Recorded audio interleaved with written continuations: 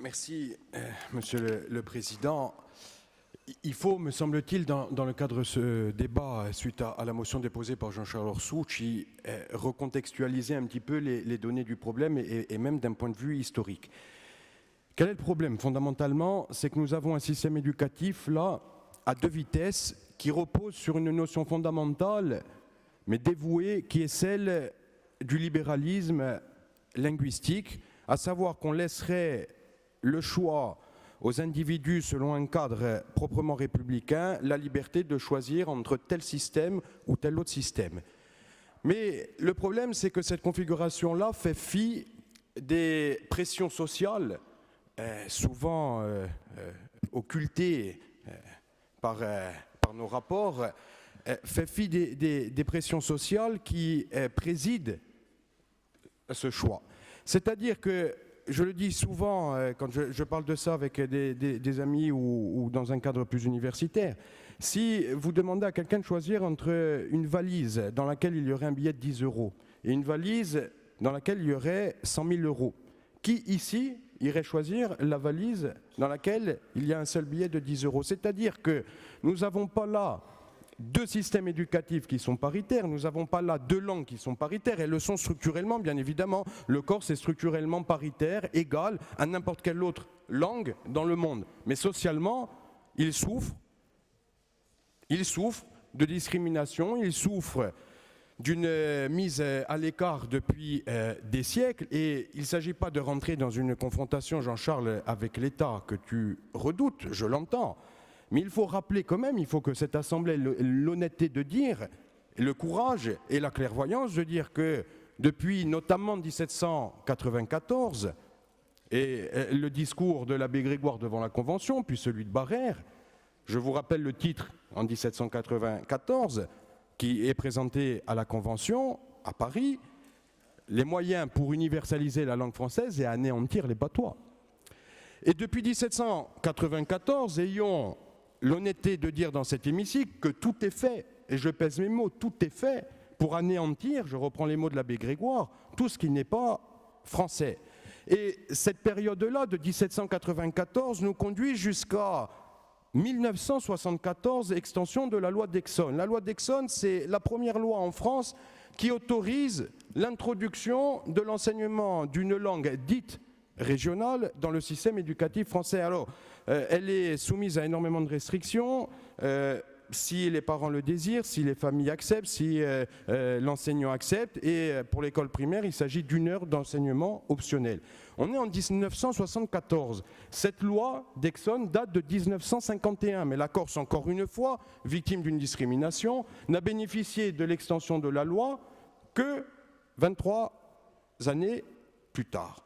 Donc on passe de, grosso modo, 1794, la période révolutionnaire française avec cette volonté d'éradication de tout ce qui n'est pas français, à 1974, avec pour la première fois dans le système éducatif français la prise en charge de l'enseignement du corse.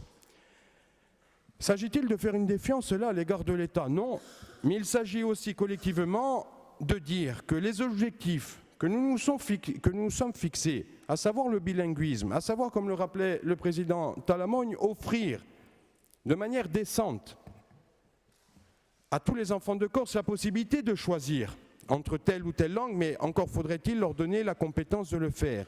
Comme le disait hier mon ami et collègue Fanfan, au sujet de la santé, mais je vais filer la métaphore jusqu'au bout, quand il disait qu'en Corse, il fallait mettre en place un rattrapage historique, il s'agit de la même chose concernant la langue corse. Vous avez une langue qui est moribonde, qui est malade, qui, je vous renvoie à vos débats il y a déjà quelques années, au début des années 2000, 2004, et encore avant, où vous faisiez le constat que cette langue devait mériter un certain nombre de plans, un certain nombre d'aménagements pour viser au bilinguisme.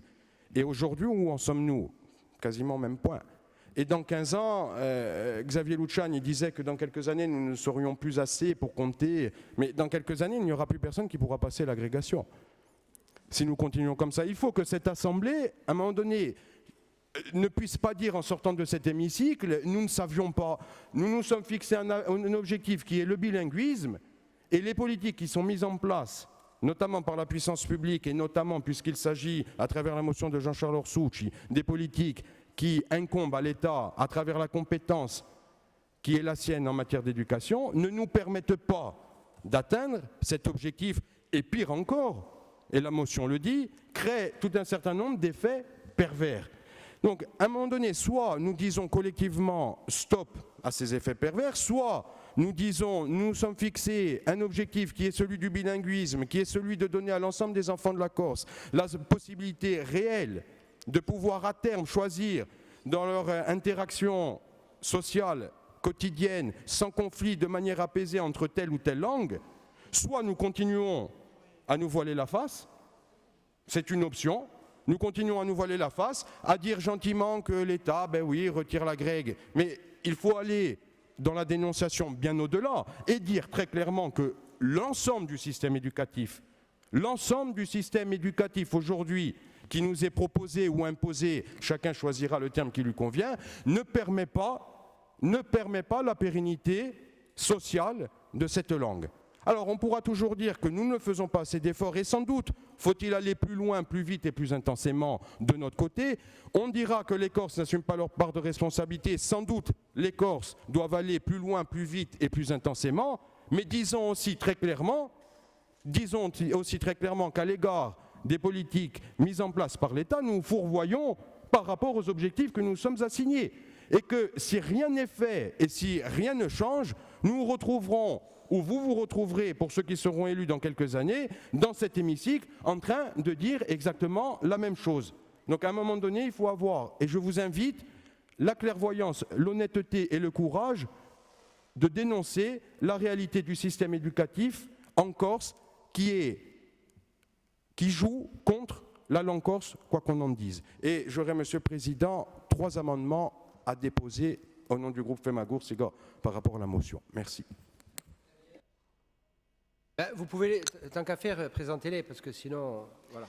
Le premier, c'est d'insérer un nouveau vista qui fait référence, puisque c'est une délibération de l'ancienne Assemblée de Corse, qui fait référence, c'est vu la délibération numéro 13/096 AC du 17 mai 2013, approuvant les propositions pour un statut de co-officialité et de revitalisation de la langue corse, qui ne figure pas dans le plan, donc il me semble important de le dire.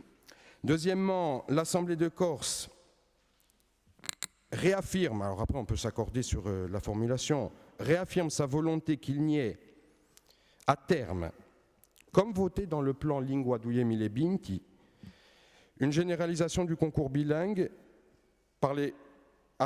à travers un concours unique de recrutement pour les professeurs des écoles. Le plan Lingua Duyemile Binti a voté, vous avez voté dans cette Assemblée pour ceux qui y siégeaient avant, le désir à travers ce plan-là qui fait suite à la délibération de la co-officialité, qu'il n'y ait qu'un concours de recrutement unique pour les professeurs des écoles. Parce que ce qu'envisage M. Orsucci, nous sommes bien évidemment partie prenante et tout à fait favorable, mais si on ne change pas le système, c'est un vœu pieux. Donc cette motion n'a de sens, me semble-t-il, que si nous modifions, et je vois le Conseil exécutif qui acquiesce, que si nous modifions le système, à savoir ce que nous avons déjà voté et auquel il faut faire référence. Nous l'avons déjà voté. Et troisièmement, et ça me semble important pour donner du corps à la motion, considérant que le contrat plan État-région, le CPER 2015-2020, lui-même évoque, ouvrez les guillemets, les effets pervers du système, fermez les guillemets, les effets pervers du système actuel à travers une, ouvrez les guillemets, une filiarisation, fermez les guillemets, due au système éducatif. C'est-à-dire que le contrat de plan État-région lui-même parle des effets pervers dus à la filiarisation.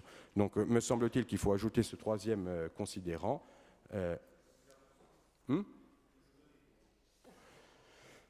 Oui.